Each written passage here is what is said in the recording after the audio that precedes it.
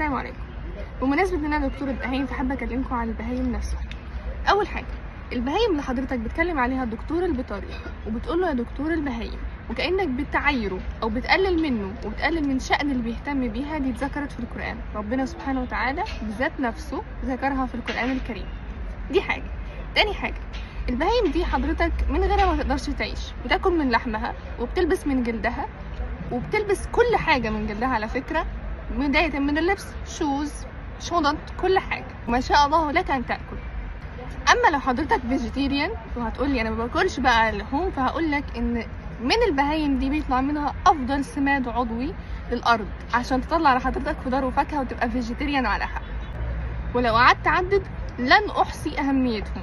دي حاجة. تاني حاجة، بالمناسبة أنا كمان دكتورة دواجن. الدواجن دي اللي هي مصدر البروتين، أيوه بالظبط، اللي بتوع الجيم بيدوروا عليها كده، بيدوروا عليها. الكبيرة بقى، أنا دكتورة قطط وكلاب. حضرتك مش بتستفيد منهم استفادة مادية بس، بتستفيد منهم استفادة معنوية ونفسية، مش هيقدر الكلام ده غير اللي بيحبه. أخيرا وليس آخرا، عدم معرفتك بالشيء مش بيلغي وجوده ومش بيلغي أهميته ولا بيقلل منه. وعلى فكرة جملة دكتور بهايم دي مش بتقلل منك أبدا، لكن بتظهر مدى جهلك. فنصيحة، طور من نفسك واهتم بعقلك أكتر من كده. سلام.